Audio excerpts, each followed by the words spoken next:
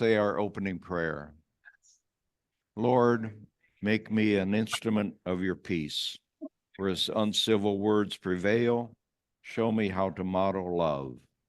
Help me remember the God-given dignity of all and invite others to do the same. Show me how to build bridges and not walls, and see first what unites us rather than what we diverge. Let me seek to understand before asking to be understood. Give me a listening heart filled with empathy and compassion. May I be clear in sharing my own position and respectful and civil in describing those of others. Let me never tolerate hateful ideas. May I invite all to charity and love. Lord, help me to imitate your compassion and mercy. Make me an instrument of your peace. Amen. Amen. Amen.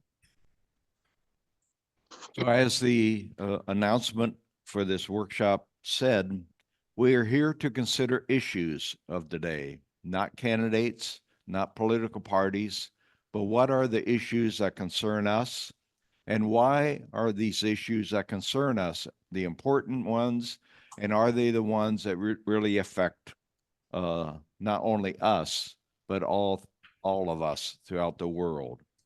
And so it's important for us to somehow maintain this integrity of our faith, putting into practice the two great commandments that God gave us, love of God and love of neighbor.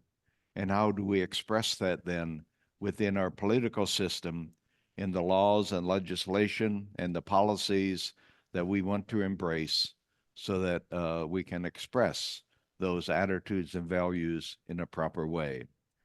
And so the question to explore today is, on what basis do I decide what issues are my priority?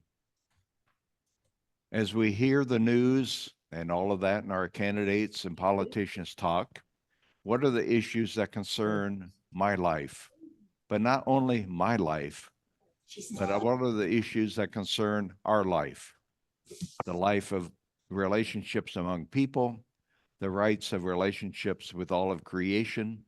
How do I understand my role in bringing about a greater prosperity, as well as a greater expression of compassion and respect for one another and for all of creation, as Pope Francis continues to remind us.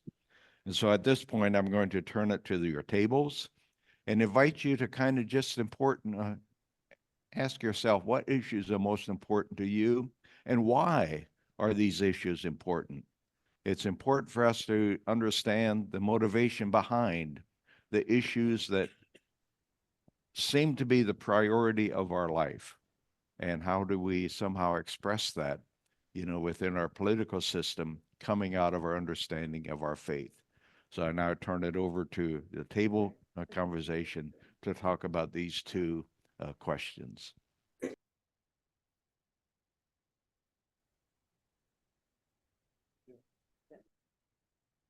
Okay, we got the Zoom people coming in with us now so that they too can share with us what they've been talking about in their small group. So now it's a matter of sharing with the larger group, what did your small group share about? What did you learn? Any items in common? Any disagreements? Or other points that you would want to bring up at this time that came out of your group sharing?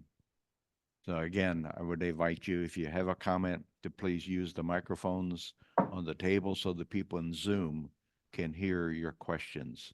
Father Timothy has the mic in case you don't have one on your table. So any comments or what happened around your table and about the issues? Was there commonality? Was there a whole list of things that May I just say we didn't quite have enough time to have all of Anybody? our participants speak. Does anybody? Oh, okay. So just for some level of transparency, I am the president of the Kansas City Teachers Union. So I said there were two things that were really important to me, and that was labor and the ability for the worker to fight for a voice at the table. but education. And what I was saying is we hear a lot about eliminating the Department of Education. And that sounds okay in some realms, and it sounds like a budget saver. However, there are ramifications that a lot of people don't understand to eliminating the Department of Education. Particularly, it's the Department of Education that does the Title I and the Title IX funding. And that may not mean a lot to some people, but Title I funding is what we use for special education. And it's the things that help supplement school districts to educate special needs kids. We have an obligation to educate all children. And so, for example, the Individuals with Disabilities in Education Act says that a student who is hard of hearing, who may need hearing aids, the school district is required to provide those, not the parent. The school district is required to pay for them and all of the upkeep. When you need new ones, the district has to pay for that. Some of the supplementals from that comes from the United States Department of Education. When you eliminate the Title I funding, all the special ed funding, we go back to the right of states to put certain students in institutions. We go back to the 50s and before there really was a Department of Education. And for some people that may be desirable, but that's not humanistic. And so there are a lot of things that we don't think about that come with education funding that they don't want to talk about. And that also includes Title IX funding, which is gender equality in education. That would be eliminated and so on. So I think that while a lot of people aren't terribly concerned or interested in the elimination of the Department of Education, there are real ramifications for the future of society that come with that. Thank you. Any other comments from the floor? Do we have any comments from people in Zoom that you would want to share with us, or any of your concerns that came out of your discussion? Just raise your hand and we can unmute you. Oh, you have to unmute yourself to speak.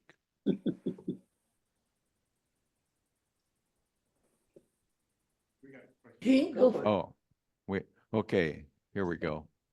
Yes.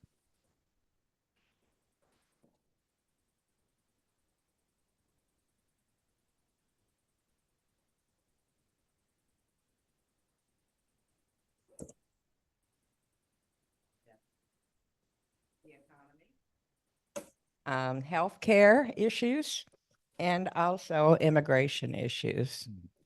And a little bit on the immigration issues. We certainly believe that we need to be a welcoming country, but we think there should be rules. I talked about a woman that belongs to our St. James Parish who came here with a green card, who has tried for several years to become a U.S. citizen. She has failed 3 times, primarily because she cannot articulate in writing. She can speak it, she can interpret it correctly, but when she takes the test, they ask her to write things down. She has trouble communicating and writing in English so that her thoughts are articulate, if you will. So we need to do something other than just let people come in willy-nilly. There need to be rules. So we all agreed on that. Okay. Anybody else wish to make a comment at this time? Just go ahead and speak up, Zoom people. Our group talked about immigration as the other ones have. We just talked a lot about it, you know, we are as Catholics welcoming and we should continue to be. And the second one we talked about was gun violence and safety, and that, you know, something that we all feel strongly about.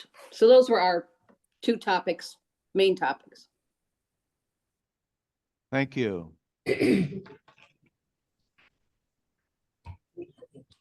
Anyone? Here in Wichita, we talked about several issues. One of them was about healthcare and the notion of everything, affordability of drugs, prescriptions, getting to a doctor's office, and Medicare and Medicaid here in Kansas has not been updated, so we're very far behind. So that whole concept of healthcare, which is pro-life, not just pro-birth, but pro-life. Anybody else want to add? And of course, the environment, because if we don't have a planet and a welcoming home, then it doesn't matter if we have healthcare or not.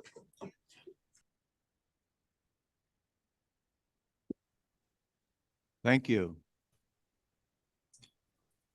I guess I'll speak up.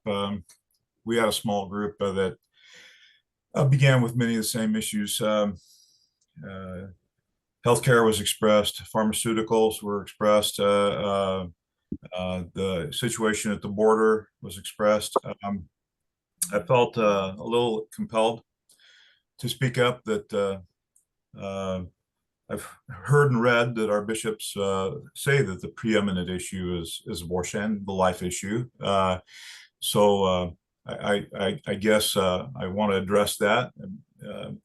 There's because it's the preeminent issue, one, and nobody's expressed this, so that's good, but one shouldn't vote for abortion. And it doesn't sound like anybody is, but everybody's talking about voting for other issues.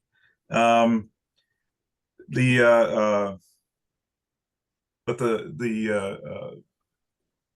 vote, I guess, to allow abortion, you know, because what all these other, unfortunately, there's just not a party that's got it all. But the things I want to be careful about are abortion, and then rhetoric. The rhetoric has also been poor on both sides. What I notice is words like deplorables and the dogma is strong in you, and kind of a condescending language towards those who are Catholic. So I want to give voice to that as a consideration. If it goes too far without pushback, I'm concerned that religious liberty in the public square will be affected, and liberty of conscience among healthcare workers eventually, if abortion is legalized. Their rights as healthcare workers may be infringed upon because they'll be forced into providing abortion type care. And so I just wanted to add those to the thoughts. Thank you. Anyone else? Yeah, our group talked about concern of losing freedoms overall, losing our system of democratic government. We don't really want a system, you know, not to change it, not to go to more of authoritarian type regime telling us how to live our lives. We're also concerned there hasn't been much real work on unifying people in our nation. You know, the walls seem so high and no one's really has started yet working to talk to each other and heal that division. Thank you. Our group talked mainly about healthcare, family life, the children, and special needs people. That in daycare, it's extremely expensive for people, and mainly circled around family life. Thank you. Before we get into the full meat of the discussion, I thought it might be interesting to note that everybody in the room here, I think, is from Missouri. But on the screen, I see people from California, Kansas, I think Iowa. Is anybody else missing? Omaha. Omaha, Nebraska, okay. Pennsylvania. Oh, Pennsylvania. All right. Welcome, everybody. Okay, we'll move on to the kind of the ongoing discussion. You know, many of the things that were mentioned, people said, you know, people have a right to this. And it's true. You know, the Catholic Church has always understood that the right to life is certainly the major right, but people have a right to education. They have a right to health care. They have a right to be involved within our democratic system, to participate in how laws are made and that kind of thing. So they're not, you know, just made behind closed doors, but the citizens have a right to belong and to express their values.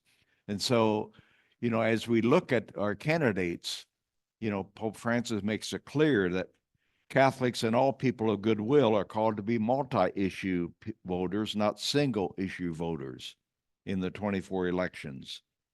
This resource coming from Network can help support in educating ourselves as a faithful voter on the issues and concerns that are equally sacred.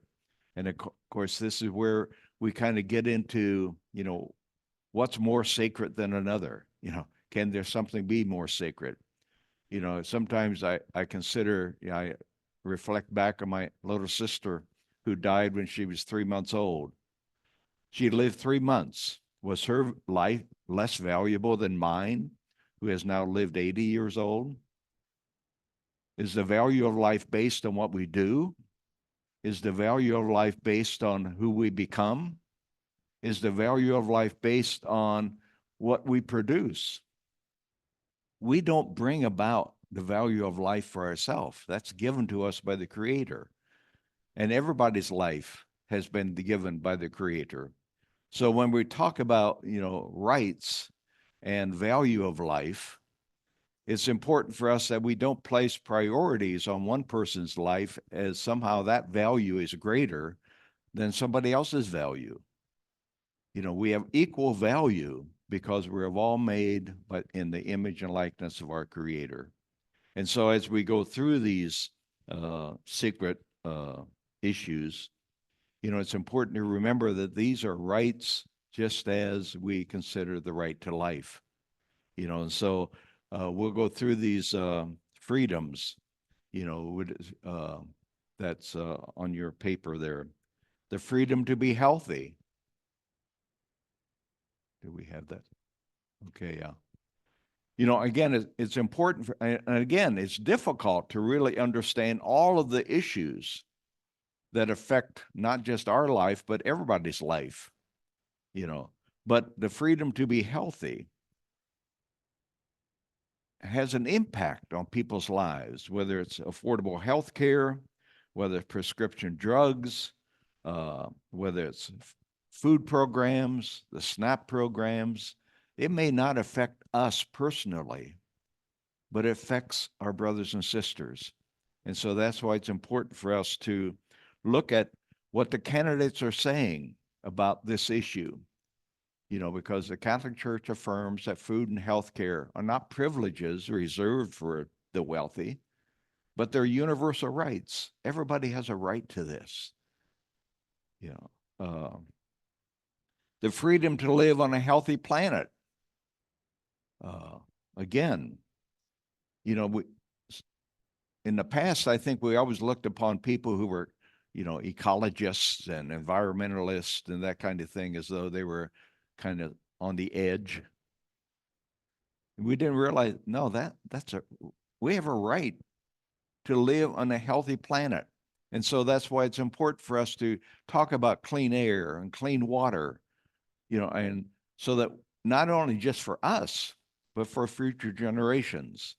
You know, are we concerned about that? Or are we just concerned about, well, as long as I can get through this world, you know, drinking good water, too bad for the others. But again, the whole idea of, there used to be a saying, not in my backyard, when it comes to city dumps and that kind of thing. Well, of course, nobody wants a dump in their backyard.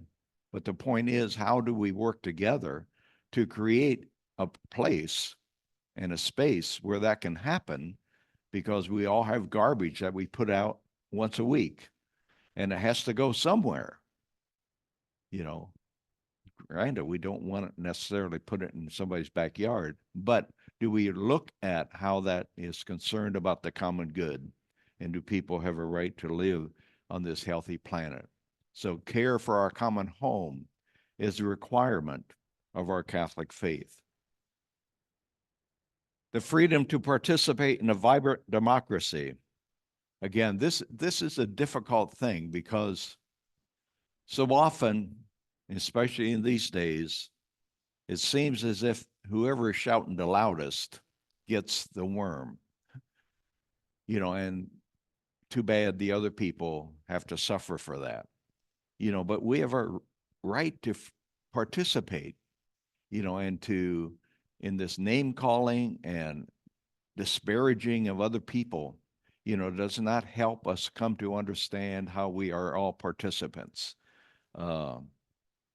We ensure eligible voters have a way to access voting, and even those who are incarcerated, they did not lose their power or their right to vote.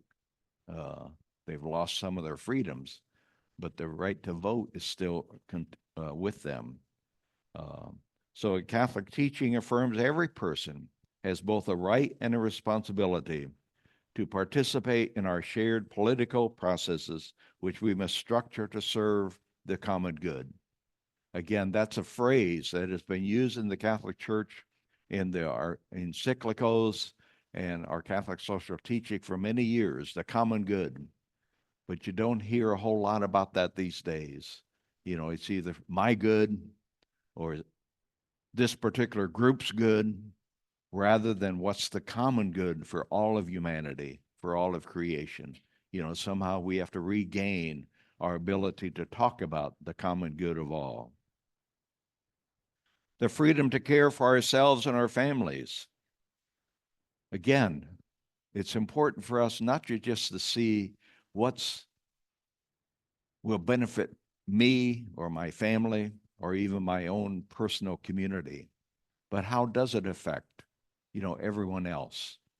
And how do we somehow learn how it affects other people? We much talk today is talking about a just wage. Well, what is a just wage? How do we determine that? We talk about a living wage, and yet somehow we think that a living wage has to be distributed equally to everyone, and we have to talk about this in terms of, does a 16, 18-year-old who's still in school deserve the same pay in working at McDonald's as someone who's a father or mother of a family? Or should there be some different ways by which the living wage and the fair wage is talked about and distributed among people? But again, the difficulty is so often that the people who are making these decisions have more than a living wage.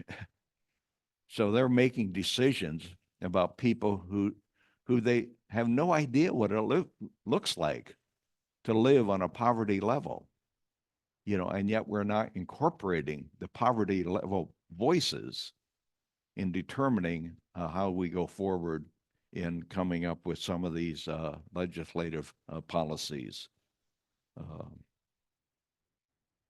Catholic teaching promotes the dignity of work. I mean, the Catholic Church has always been in favor of unions ever since Pope Leo XIII encyclical Rerum Novarum. And if it were not for the Catholic Church, unions probably would not have existed as they did in the past. Now, granted, a lot of unions overstep their rights, and the kind of threw themselves, under the bus. But that doesn't deprive people from choosing to live and to join a union. The Catholic Church believes that people have a right to have the rights of workers in an inclusive economy that places people over profit. And again, that's another whole dimension. How do we determine that? How do we bring that into practice? That is, people have greater value than the profit that people can make. The freedom from harm.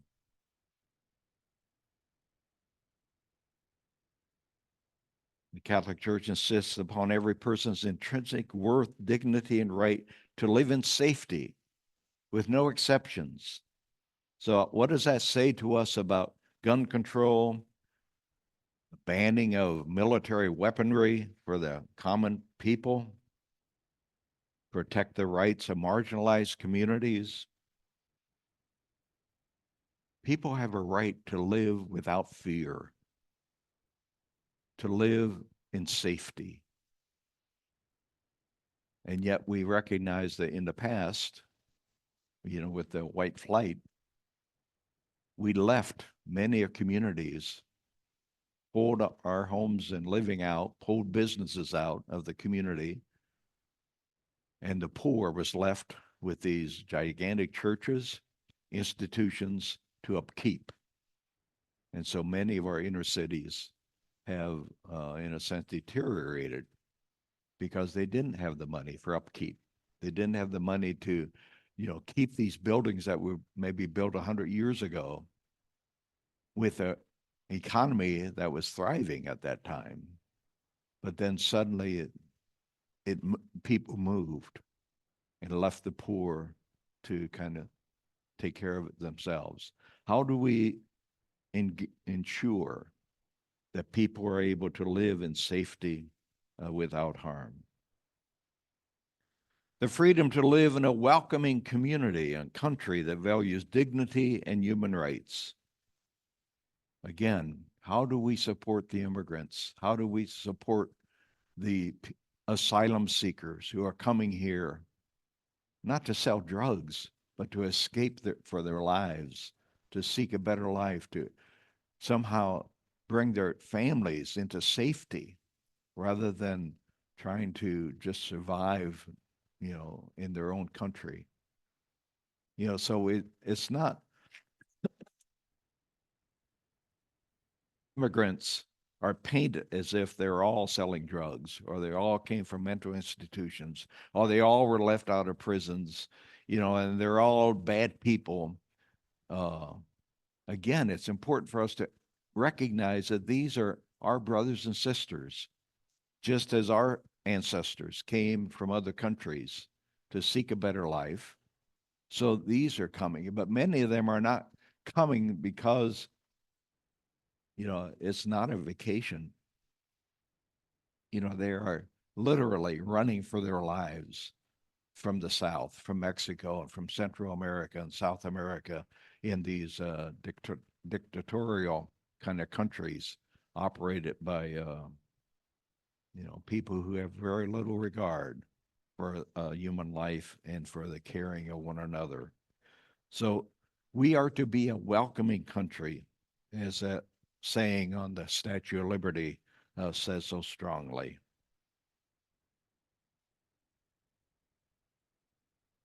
Any comments at this point that people want to bring up or share?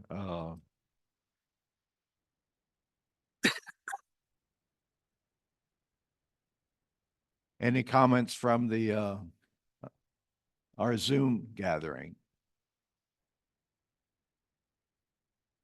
It seems like we're so far away from some of these ideals that it sounds almost impossible to get there with the system we're offered right now. And I don't know how me as an individual in Kansas can move us to some of these loftier ways of life that we don't have anywhere in our grasp right now. Our legislators just won't do what we ask them to do. Well, this is why it's important for us to participate in our democratic society. You know, we are called to write to our legislators. We are called to let them know that we either agree or disagree with what they're proposing. They need to hear from their constituency. And I'm afraid that many times too many people are just apathetic, thinking, as you just said, what can we do? Well, we can write letters, we can make phone calls, we can flood their phone lines. It doesn't make any difference how often you call, just flood their phone lines, send letters, fill up their mailboxes, until they get tired of it, but somehow we have to let them know that we disagree with some of their policies. And this is what we would like to see, because they know that they're in that office because we voted for them, or the majority of people voted for them. So for them to keep their job, they have to somehow respond to the call of the people. And if they hear nothing from the people, they may very well assume that what they're doing, everybody agrees with. So we can't sit at home, and just do nothing or complain around our dining table. We have got to let our voices be heard. But thanks for the comment. Yeah, thank you. Thank you. I'm Miriam, and I'm in Wichita at the Adora Center. And one of my main concerns is, and this is said with all due respect to the Precious Blood Fathers, because I don't include you in this, but my concern is that so many Catholics, when they go to church on Sunday morning, they don't hear about these Catholic social teachings at all, or on a very minimal level. Say climate issues, immigration issues, they just aren't brought up. In fact, the only issue that I'm aware of in this area that's so brought up so many times is abortion. Not pro-life even. It's just centered on abortion. And I'm sad about this because I don't know what we can do to change it, but I think it's an issue that really needs to be addressed. Thank you. Well, sometimes, like I said, sometimes we have to write letters, not just to our politicians, but we need to write letters to our priests. We need to write letters to our bishops. We need to let them know what are our concerns and why it is that we believe that there are other issues that ought to be considered by the Catholic Church from an official perspective.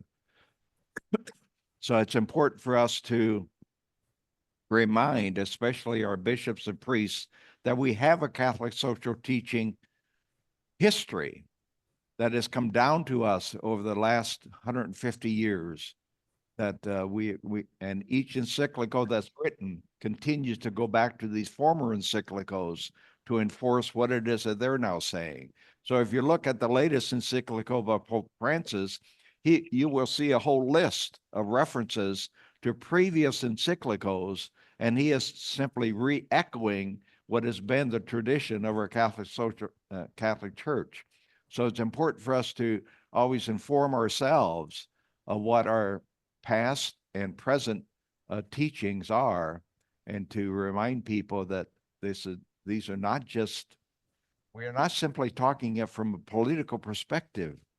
It's a faith issue. It comes out of our belief that Jesus wants us to care for everyone, and we don't get to pick and choose which people we want to care for and which ones we don't. Okay, Kathy, you had a comment. Well, I just was going to share that, and I try to share this in some groups, but I have a 33-year-old daughter, and to her, Congress, in her opinion, is like useless. Because I got to thinking, when she got interested in politics at 18 to vote, she has never seen a functioning Congress. She's never seen both sides coming together with the issues, discussing, and lack of hatred, lack of, I agree with you, but I can't say that because I'm on this side or that side, and I thought, isn't that sad? Because it is a wonderful system. It's broken right now.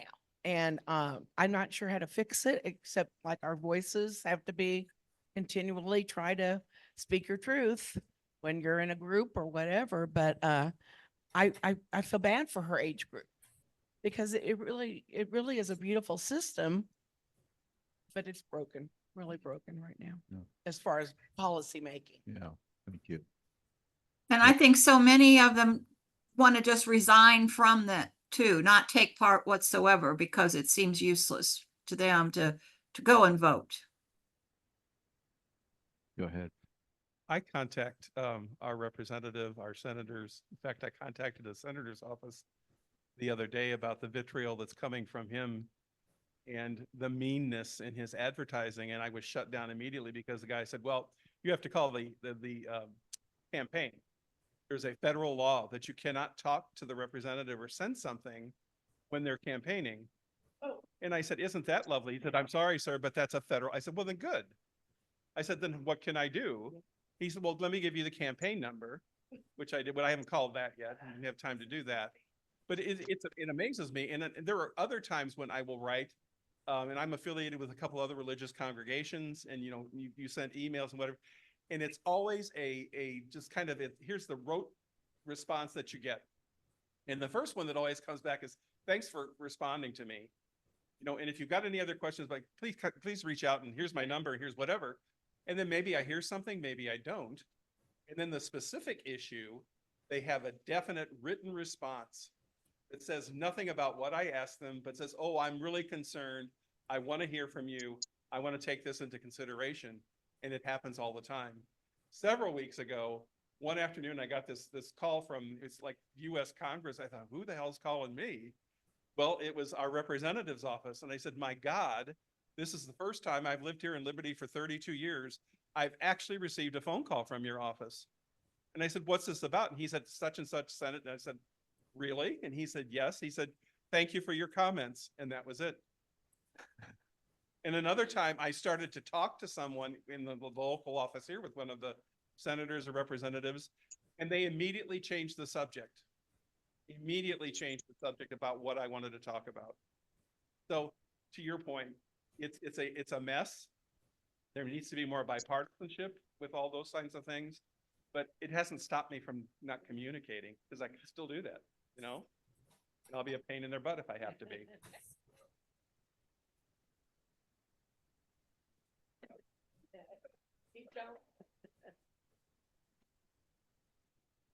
My Kansas Congresswoman has a teleconference. My Kansas representative, she has teleconferences every so often where you can dial in, but it's always such a huge group, but at least she's trying. So I applaud her for that. Thank you. Getting back to the environment and the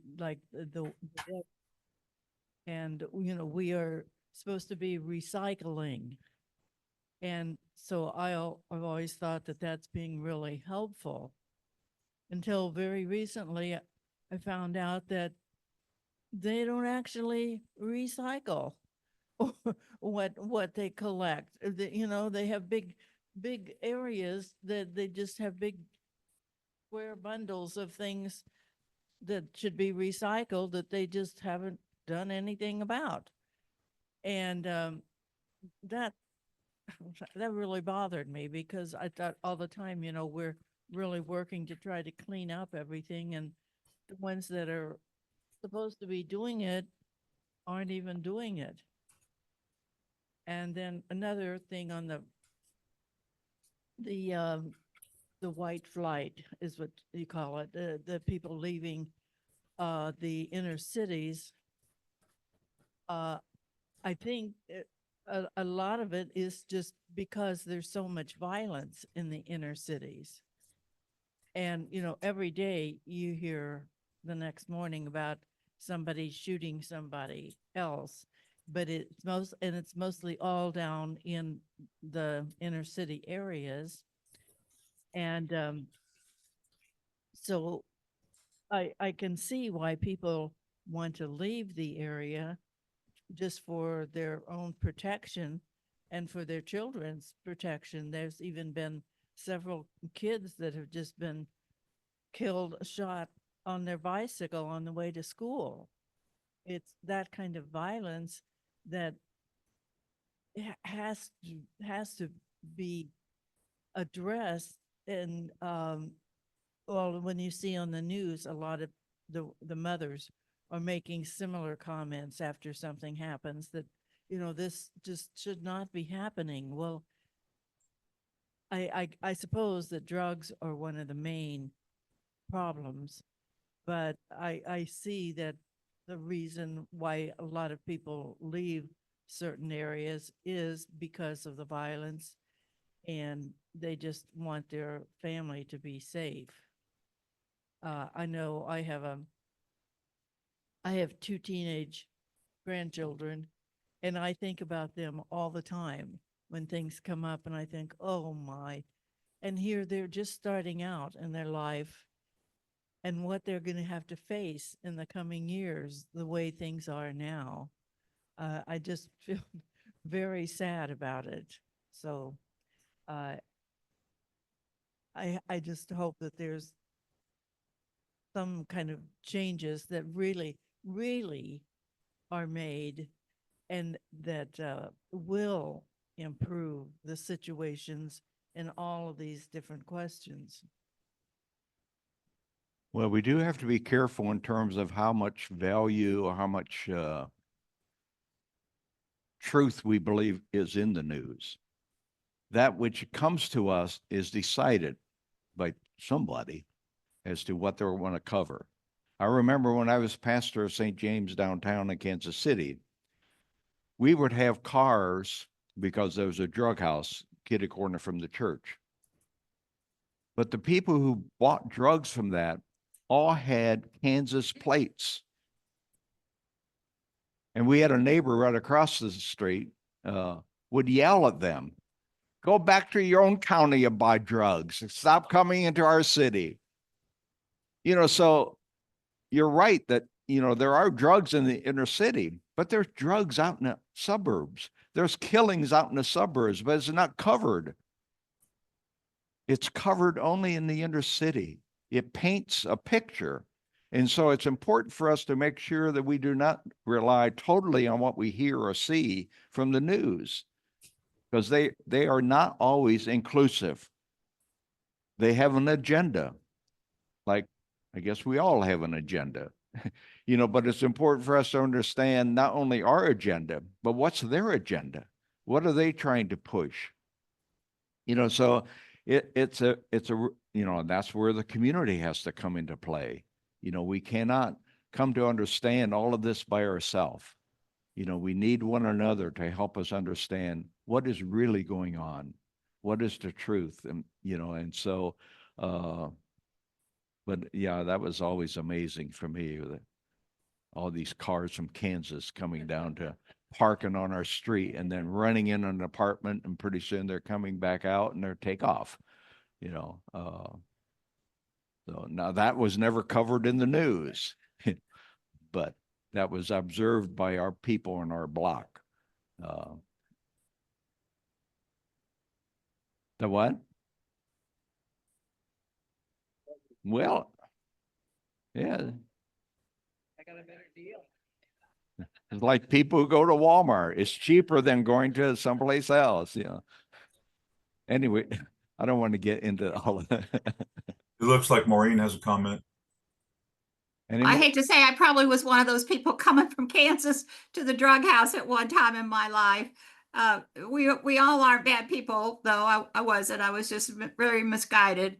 But on the recycling issue, I've been hearing a lot recently about there's just such a glut in the market that the places where our recycling locally was being sent, they're not buying it anymore. Everybody is kind of shutting down. So it's kind of putting the responsibility really back on ourselves, that we just have way too much junk, and we have to decide what we're going to buy, what we're going to use with the earth in mind, because we just, you know, it has been so easy to throw our stuff in a recycling bin and hope it goes somewhere else. But, you know, I took a bunch of plastic wrapping from a food pantry to Walmart's bin yesterday, and yet I know that Walmart is, you know, is selling it to somewhere, and it's just maybe just going in the ocean. So, you know, the whole system of what materials are being consumed has to be looked at, because we just can't keep throwing things away because there's nowhere for it to go.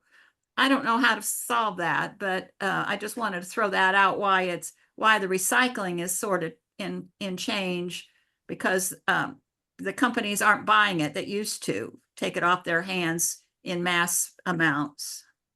Thank you. Again, it goes back to, you know, how do we contact people who are so-called responsible for this?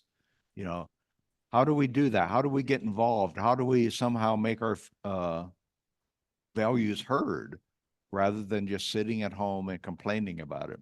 You know, a lot. Yes, Dennis, you have a point to make. Well, I'm not sure you want to hear it. It's not me. I'm a chaplain with the Sisters of Charity of Leavenworth. Can't hear you. I'm the chaplain with the Sisters of Charity in Leavenworth. I'm having a hard time getting into the meeting. Sister Mary Carlo died at 6:37 this morning. The Archbishop of Kansas City, Kansas invited all the religious to a party today. I came here instead. Thank you.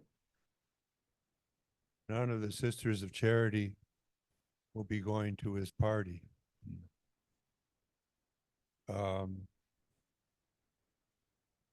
This is good stuff. It's almost all from network. Mhm. The bishops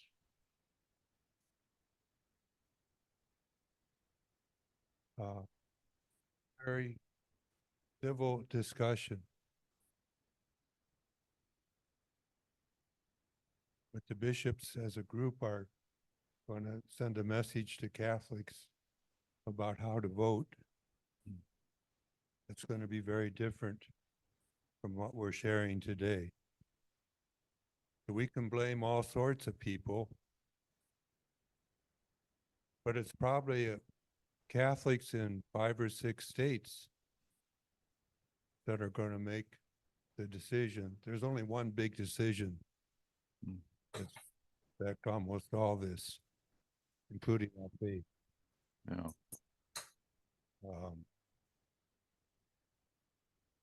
And I don't understand why it's so close and why it's not changing very much.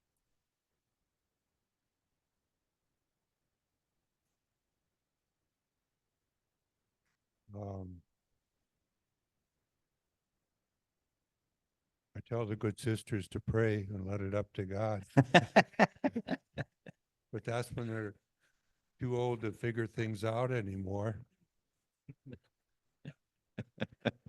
But I can't figure things out.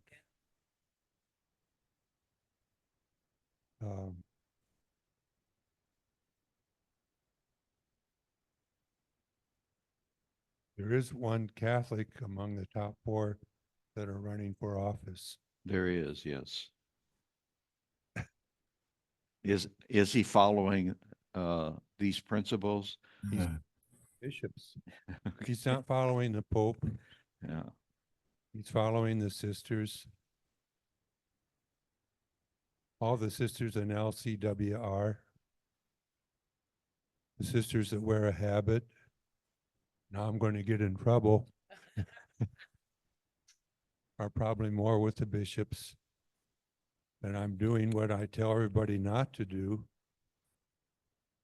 But it is pretty much how I see things. And I was just listening to the tone of the discussion. Mm-hmm. And everybody agrees.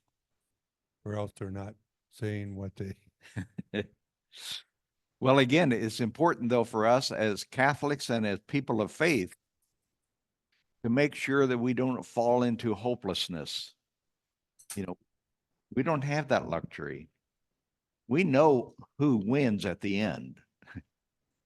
You know, now along the way, you know, it can be a real struggle, but we cannot live life hopelessly, you know, as if there's no hope. We have to continue to do what we can do in order to lift up the values and the principles that our faith and life is based on. You know, Jesus did not, you know, water his message down, you know, even though it brought him to his death, you know, but his resurrection proves that death does not have the last word. Hatred does not have the last word. Calling people's names does not have the last word. You know, all of these comments that are made, you know, they may make great headlines. They may make great, you know, little sound bites, but it's not what we believe. You know, and we have to continue to make sure that we do not allow those sound bites and name calling and hatred to get inside of us so deeply that we begin to feel as if that's the way to go. You know, that's why Pope Francis has about how do we work for a more civil society? You know, what do we do? How do we create a better sense of what it means to live the common good, to live the common life, to share the resources with everyone, not to hoard it, not to somehow believe that we have a better right to it than other people. You know, it's an ongoing educational, formational issues that we have to continue to struggle with. Dennis? I was going to say, a couple of things in what I've been hearing is, one thing is to remember also that the bishops are not monolithic. And so when we say the bishops do this, the bishops do that, that doesn't include every bishop. And so that gives me hope. And to support the bishops that are more aligned with what I'm thinking is one way to do that. The bishops have a huge megaphone, there's no doubt about it. But the other point is the bishops aren't the church. You know, we are the church. And there are groups within the church or aligned with the church that we can and should be associating ourselves with. Network is one. There's another organization called Faith in Public Life that is more aligned to some of the issues that we've outlined here. You know, aligning ourselves with that part of the church builds up that part of the church. And you mentioned, you know, that the religious orders have their own kind of social action and issue-oriented kind of organizations. To align ourselves with them. Mary Knowles' Network for Global Justice is another one. You know, align ourselves with them and build that base. It's not going to answer the questions for this immediate election, but aligning ourselves in that way is what is one way to work with hope.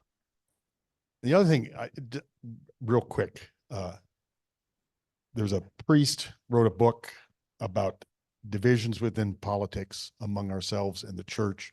The Precious Blood community studied it last year. Aaron Wasserman is the last name or the name of the priest.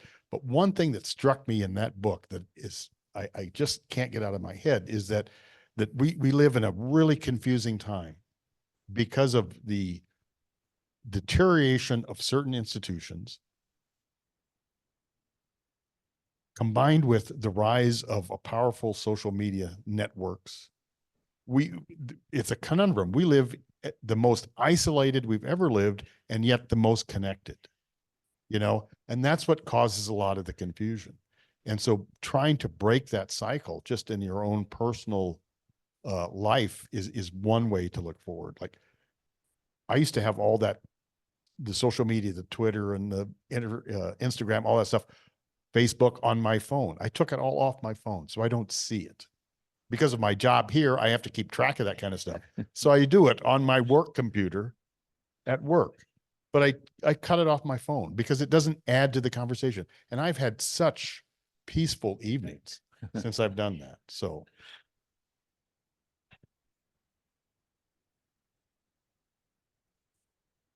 I think one of the important things that we do as Catholic Christians is to inform our consciences. And that's what we're doing today. So we're listening, it's civil. Maybe I don't agree with you necessarily, but I'm not going to punch you in the face. And the interesting thing is, a week or so ago, when the Holy Father was in Southeast Asia, the Pacific, he came back on the plane and he said, they asked him about what was going on here in the United States. He made the comment about the lesser of two evils. And getting back to what you said, Father Mark, if you go back to statements beforehand, because I know a lot of people don't like Francis and what he stands for, but that history of what that comment was authenticated by Benedict XVI, by John Paul II. And people say, oh, they would have, yes, they did. And that's why I say it's really important for us to do the kinds of things that we're doing in dialogue with one another for the common good, as you mentioned earlier, inform our consciences, and then vote accordingly to make that decision. And that gives me hope, honestly.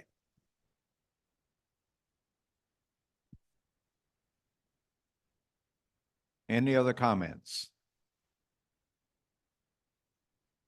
Well, Pope Francis has suggested of how do we work for a more civil society? How do we work for a better kind of politics? One that really is concerned about the common good. And what is a better kind of politics? For Pope Francis, it means working across differences to listen to one another and connect around shared values, resulting in creative solutions for the common good. You know, those of us who lived a while, we recognize that back in the 50s, 60s, 70s, Republicans and Democrats could argue with one another on the Congress floor and then go out for dinner, have a great time sharing good food and drink with one another. It did not divide them. Today, I doubt if that happens. I don't think they must go to separate restaurants or separate bars because it's just so divisive. Yeah.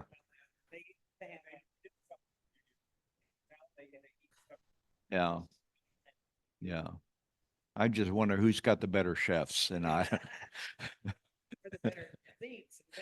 But anyway, Pope Francis has 5 musts that are essential for a better kind of politics. He says we must recover the sense of belonging to a single human family. We have to get over this idea of one race better than another, or one ethnic group is better than another, or one ethnic group is less than some, others. We are one single human family. Now, how do we incorporate that within our own conscience, within our own being, within our own thinking, in our conversations that we have with other people? Do we remind them that we're all one single human family? He challenges us that isolation and withdrawal from one's own interests are never the way to restore hope and to bring about renewal. And yet, what do we hear sometimes on a national level? We need to become self-sufficient as a nation. We don't want to depend on other nations for what we need. You can't do that anymore. I mean, the world is so interconnected, nation with nation and country with country, that isolation, even on a national level, is not going to bring about a better economy for us. He says, instead of the inclination to be concerned only with myself or my group, we have to commit to overcoming every individualistic mindset and instead seek the good of all people, including those we see different from us. Then he goes on by saying we must commit to approaching others with love. Now, this is pretty difficult sometimes. You know, sometimes we place people in boxes, and we, the whole sense of demonizing other people instead of just recognizing that, yeah, you have a different approach than I do, but that doesn't make you evil. It just makes it that we think differently, you know. But how do we do that in such a way? And again, it gets that back to this whole polarization within our church and within our world. You know, how do we talk about what's happening within our church with our younger clergy? How can we do that with love? You know, without making it as though it's us against them. Thirdly, we must identify common values based on truth. The social love has to be accompanied by a commitment to the truth, informed by both faith and reason. An essential starting place for dialogue is to identify common values rooted in truth and justice, such as the dignity of the human person or a commitment to fundamental human rights. Identifying these common convictions can unite us, even though we disagree with one another. Fourthly, we must learn how to unmask the various ways that the truth is manipulated. We know how that happens, don't we? An important starting point for dialogue is to consider from what sources I get my information. How do we know what's true anymore? Depending upon what TV network we watch to get our news, is going to give us a certain side of the truth. Now with AI coming up, we don't know, did that person really say that? Or are they manipulating that saying by making it sound as if so-and-so said this? So it's a real struggle, I think, that we have to make sure that we just don't swallow things as if what we are hearing is really the truth. You know, we have to search it out. We have to somehow do our homework. Are there neutral sources or connected with a particular political party or bias? And again, it gets back to what Dennis was saying about these different groups that focus on our faith and our social teaching and the rights, such as, you know, I don't know how many of you are familiar with Network. Okay. Network is a Catholic lobbying organization based in Washington, D.C.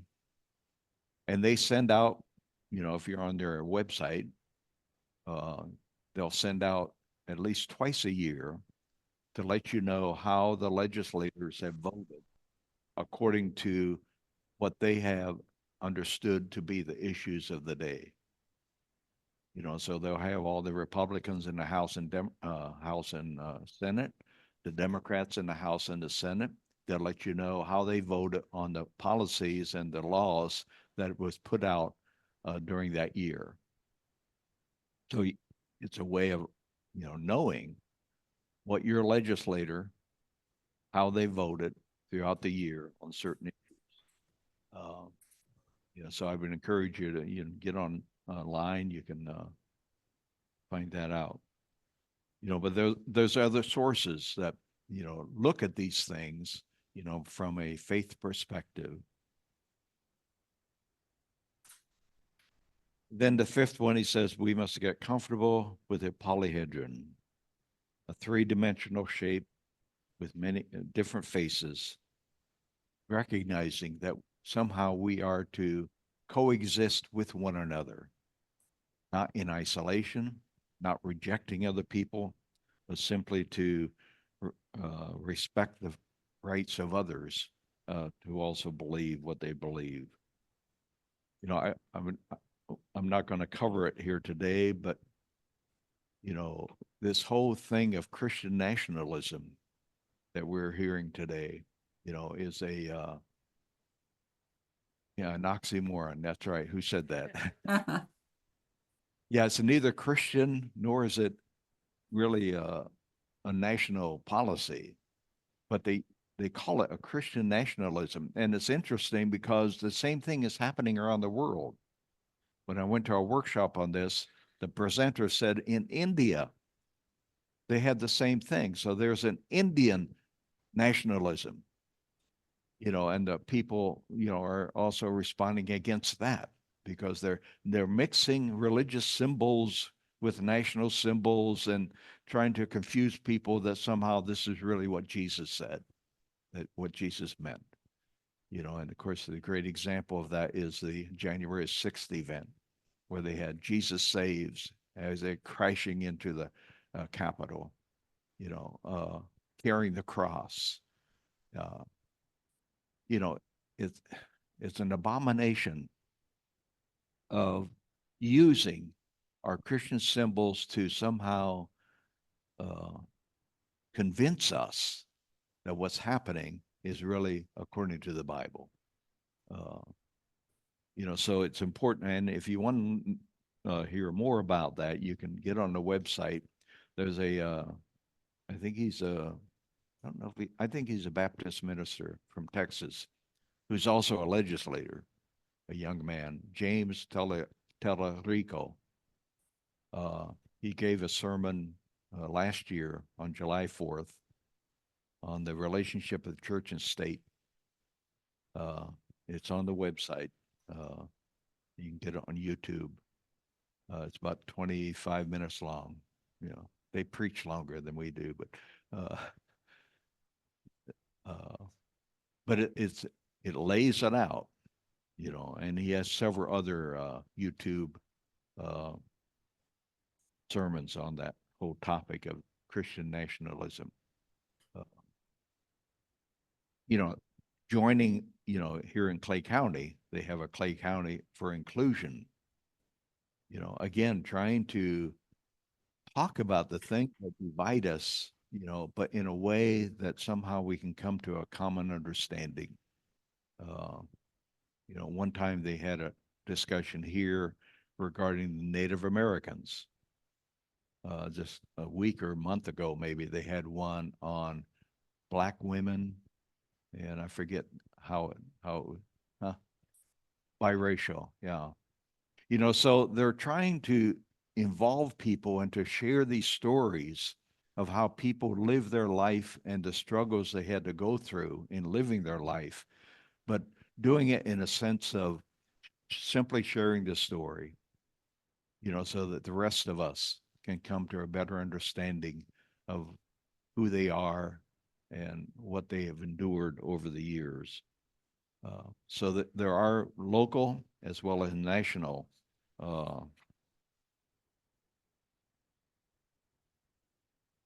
So its conclusion then says building a better kind of politics through social charity will not be a quick or easy process. He says it won't be glamorous. This is another thing that so often I think people confuse between charity and justice. I remember when I was in Texas at one of our deanery meetings, which is a group of priests gathered who serve a certain section of the diocese. And at that time, I don't know exactly how it got started, but we were inviting every pastor in our deanery to talk about the poor and take a collection to serve a certain organization.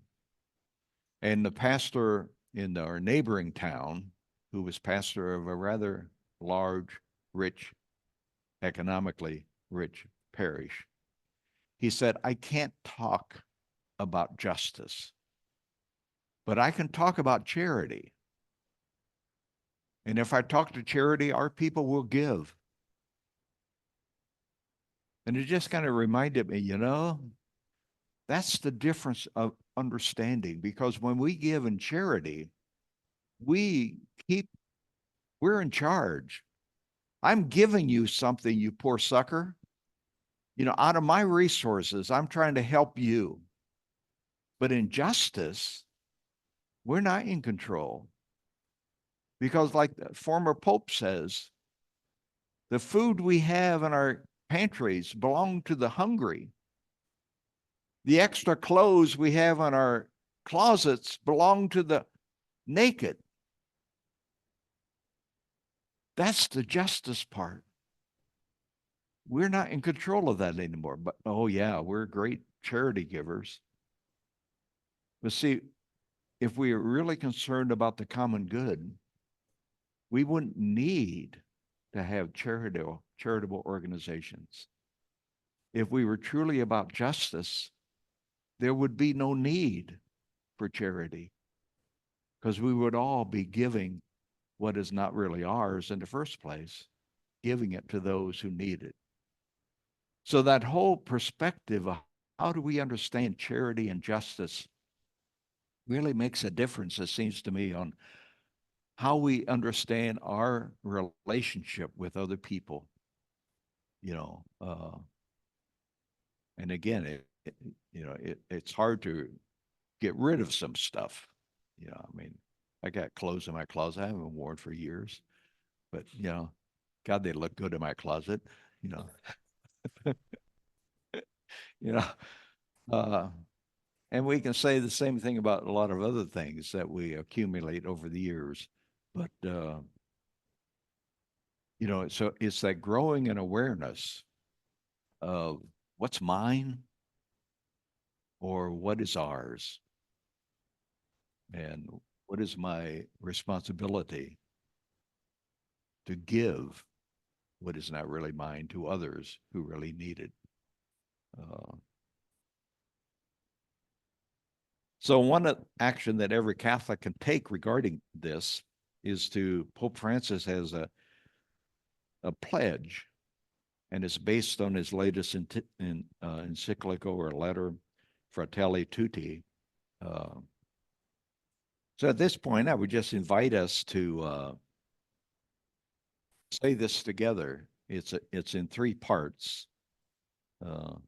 So it invites us to say, I pledge together charity to affirm through my words and actions that every person, Person made in God's image, even those with whom I disagree are made in his image, to respectfully listen in order to understand experiences different from my own.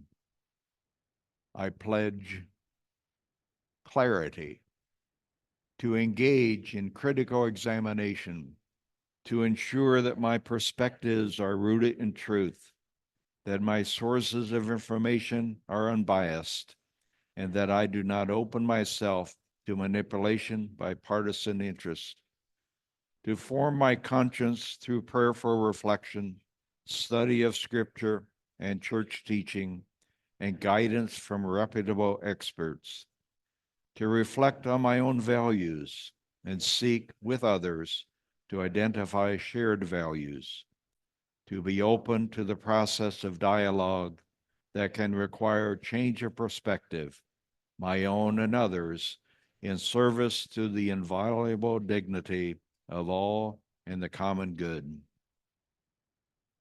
I pledge creativity to be a bridge builder who participates in constructive dialogue based in shared values, a mutual exchange of gifts, and the humility to together seek the good, to see differences in perspective as opportunities for creative tension, which can yield solutions for the common good, to work with others in order to identify creative solutions rooted in our shared values.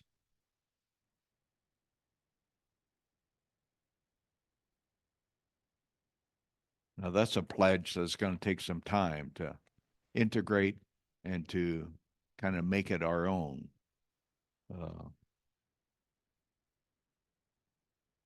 Hopefully, all of you have 3 handouts: the 7 principles of the Catholic social teaching, the equally sacred checklist, and the presidential candidate comparison resource. And again, it just gives you an overview. And these resources are from civilzet.org and networklobby.org. So you can look these up if you want further information. So is there any comments or, okay, well, that's about all I have to offer today thank you for your participation, for your coming today. Been wonderful. Thank you. Thank you all for joining us on Zoom. Wonderful. Thank you. Thank you, thank you. Take care. Okay. So Father, would you please Have give a closing prayer and blessing? okay. We have a closing prayer. Loving and gracious God, we ask for your grace and for the courage we need to not only do the study that is needed, but also to respond with a kind of a convincing voice of knowing that simply voting is not enough, but we need to follow up with that in terms of keeping our politicians honest and true to what they have said they were going to do. So Lord, give us an active participation. Give us a sense of community organizing so that we recognize that we are not alone in this venture, but together we are to move forward. Together we are to look out for the needs of others, especially those who have no voice, so that they too might be considered and we respect their value of life. The Lord give us, and Lord, just make this next month a peaceful and civil possibilities, so that as people talk with one another, it's not a matter of simply talking at people, but it's listening and being concerned about others as what they really believe and what is important. So we ask your blessing upon our country that we might be able to move forward and survive out of this chaos that has been planted in our world. We make this prayer through Christ our Lord. Amen. Amen.